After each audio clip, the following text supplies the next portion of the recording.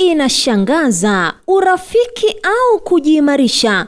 Kwa nini Xi Jinping anazuru Korea Kaskazini? Mtazamaji na mfuatiliaji wa channel hii ya Zaki Digital, nikusihi tu uendelee kusubscribe kwa sababu hapa ndipo utapata matukio yote ya kimataifa ya kusisimua, ya kushangaza na kustaajabisha na hata siasa za kimataifa. Kwa kiongozi wa China Xi Jinping, Korea Kaskazini ni jirani ambaye China haiwezi kumdhibiti wala kuthubutu kumpoteza. Pande hizo mbili mara nyingi huelezea uhusiano wao kama uliotokana na umwagikaji wa damu, kumbukumbu ya vita vya Korea. Lakini katika miaka ya hivi karibuni kutokuaminiana kumezorotesha uhusiano huo, na sasa Beijing inajaribu tena kuhuisha uhusiano na mshirika huyu muhimu kabisa wa kimkakati lakini asiyetabirika. China inataka utulivu kwenye mpaka wake na ushawishi huko Pyongyang, lakini bila kuingizwa katika migogoro inayochochewa na malengo ya nyuklia ya Korea Kaskazini. Kwa hivyo ziara ya Xi wiki hii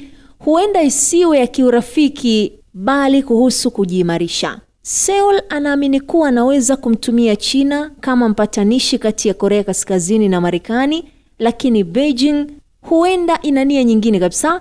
Duru za diplomasia za nchi za Magharibi zimewaambia waandishi wa habari kwamba China imezidi kuwa na wasiwasi kuhusu kuongezeka kwa ushirikiano kati ya Pyongyang na Moscow. Baada ya kukutana na Rais wa Urusi Vladimir Putin wiki iliyopita, huenda Xi akataka kuhakikisha pia anamdhibiti kiongozi wa Korea Kaskazini Kim Jong-un, hasa wakati Beijing ikiongeza uwezo wake katika jukwaa la kimataifa. Mvutano kati ya Beijing na Pyongyang ulionekana hata kama ulikuwa wa hila. Hawakuadhimisha miaka 75 ya uhusiano wa kidiplomasia mnamo Oktoba 2024.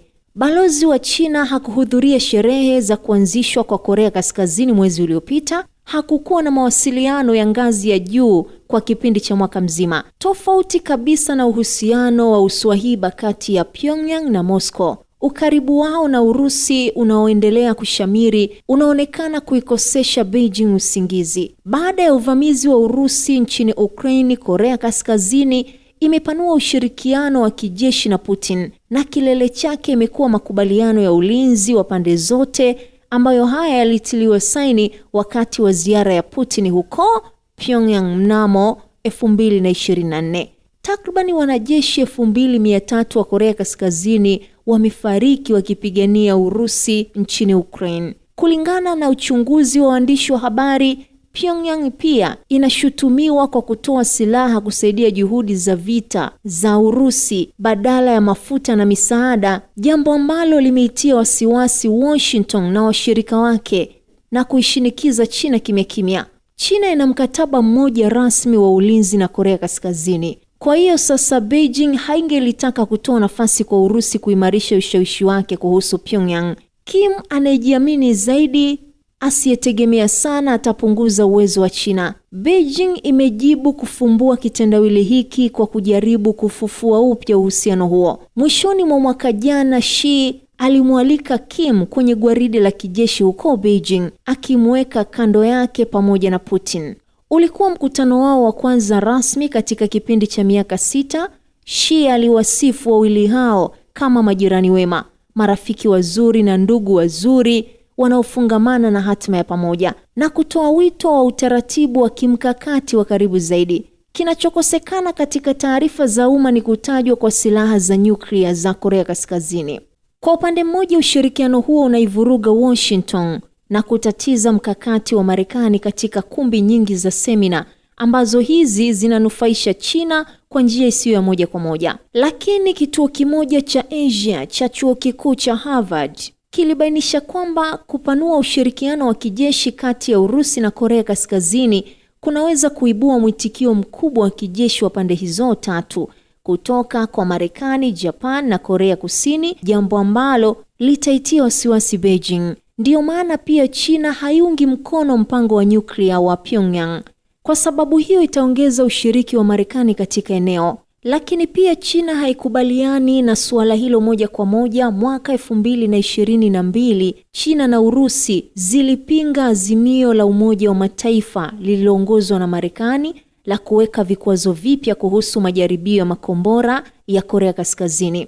Mauzo ya China kwa Korea Kaskazini yaliongezeka hadi karibu dola bilioni 2.3 za Kimarekani kwa mwaka jana, kiwango cha juu zaidi katika kipindi cha miaka 6. Huduma za treni za abiria kati ya Beijing na Pyongyang zilianza tena mapema mwaka huu baada ya kusimamishwa kwa miaka takriban 6. Wachambuzi wanasema hii pia ni juhudi iliyokadiriwa na Beijing kuirudisha Pyongyang kwenye upeo wake. Kwa Kim ni chaguo la kisayansi ikiwa vita vya Ukraine vitaisha. Hitaji la Urusi la kuungwa mkono na Korea Kaskazini linaweza kupungua, na tofauti na Putin aliyejitenga, Xi anakuwa amewakaribisha viongozi wa dunia mjini Beijing. Hivyo Kim anatakiwa kuhakikisha haachiwi kumtegemea mpenzi aliyedhoofika.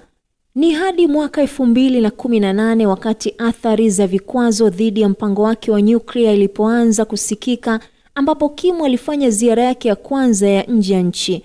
Alipanda treni yake ya kivita na kuelekea Beijing.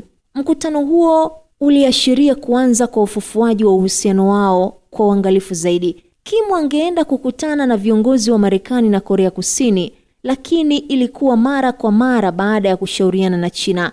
Ujumbe ulikuwa wazi: Pyongyang haitafanya mazungumzo bila kuungwa mkono na Beijing. Leo Korea Kaskazini inatumika kama uzio na mzigo kwa China. Inaviweka vikosi vya Marekani kwa urefu, lakini majaribio yake ya silaha yanavuruga eneo hilo. Wakati huo huo, Kim anataka ulinzi wa Wachina bila udhibiti wa Wachina.